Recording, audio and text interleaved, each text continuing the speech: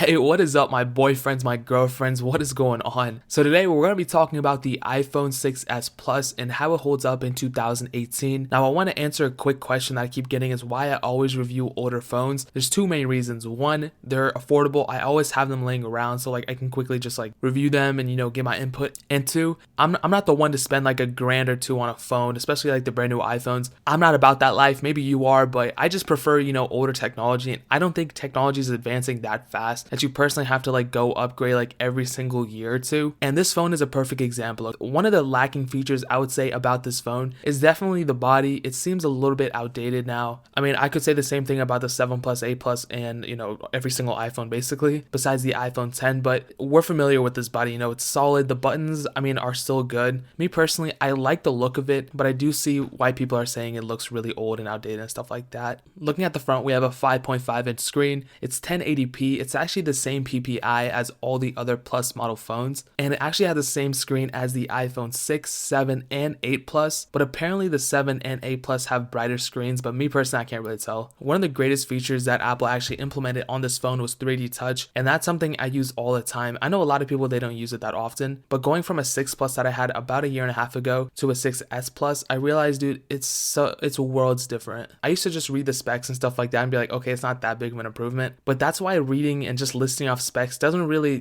talk too much about the performance and how a phone actually, performs throughout, a regular day. And actually turning on the phone, we have iOS 11.2.5, I think. I don't remember the last version. It supports the latest version of iOS. I'm pretty sure it's going to get iOS 13 whenever that comes out. So this phone is going to be supported for about another 2 years, maybe 3 years. But I personally think you can make it last a little bit longer than that. Overall performance is actually very, very good. This phone was actually my daily driver about 6 months ago. Then I switched up to the 7 Plus, but even at that time, the 6, sometimes I wonder why I even upgraded because it's really not that big of a difference, I'll be honest. I did upgrade about like a month when iOS 11 was released, so I didn't really leave the 6S Plus off in a good foot, but now I even just had a 6S Plus here. iOS 11 has really straightened out recently, and I could even say the same thing about gaming as well. I could never really like get this phone to glitch up. Obviously, if I had like 40 games in the background and I was multitasking between each one, I'm sure they would hiccup and close out of some, but if you're normal gaming, even heavier games, lighter games, all that stuff, a mixture of both, this phone can really hold its own. And I'm actually surprised. A lot of it has to do with the 2GB of RAM, and I realized the 2GB of RAM in an Apple device is amazing. I have an iPad Air 2 and that also has 2GB of RAM, and compared to like an iPad Mini 3 that I had that has 1GB of RAM, the difference is like night and day. So yeah, if you plan on gaming on this device, it's definitely there.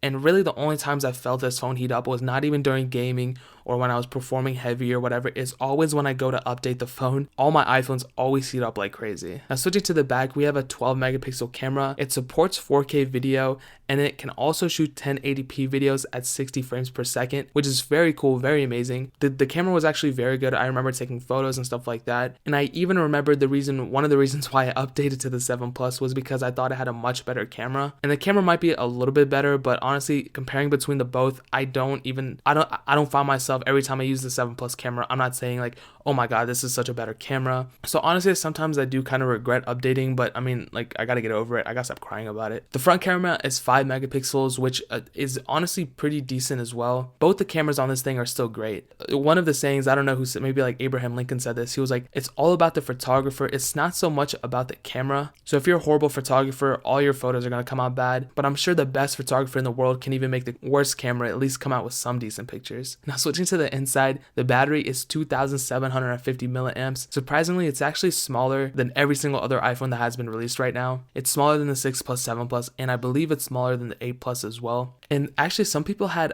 battery problems. The 6S and the 6S Plus, I think both, where people were having random shutdowns, and that's why, Apple released that iOS update that limited performance, which is so dumb. And I think this was one of the phones that were affected. I never personally had any problems like that. I did read up about it, and it does suck. I do understand, like, you're about to take a picture, you're about to take a phone call, and your phone shuts down. So I understand why Apple did that, but that was Apple's problem to begin with. So I don't really know why I already made like 40 videos about this. I'm done talking about it. Now, in the beginning with with, I felt like iOS 11 really messed up this phone, but now after, months and months of updates, I personally feel like iOS 11 has straightened out. If iOS 10 was like perfect or like a 10 out of 10, I would say iOS 11 right now is like a 7.5 out of 10. Before it was like a 2 out of 10. So it's definitely getting better and better over time. But if you do get a 6S Plus and you do get it used, which you probably are, I would highly suggest getting the battery replaced by Apple for $29 because you would practically get almost like a brand new 6S Plus at that price. And it's super cool. And I don't know if you get a warranty or not, but it's definitely worth it to spend an extra $29 getting the battery replaced. So to sum up, is the iPhone 6S Plus worth it in 2018? I'm going to say this, and maybe this is a controversial opinion, probably not. I still think that this iPhone is still very worth it. Apple did a great job somewhat future-proofing this phone. And the best part about it is, as I said before, it retains a headphone jack. These phones are not even that expensive anymore. Apple is actually still selling these in the Apple Store, but I would kind of not recommend doing that. I would recommend getting a used one. I know people say it's whatever, but I think Apple still kind of overpriced it at the Apple Store. These phones are like 3 years old now. You could easily get one for like $200. I've seen a few on Swap, I think around $200.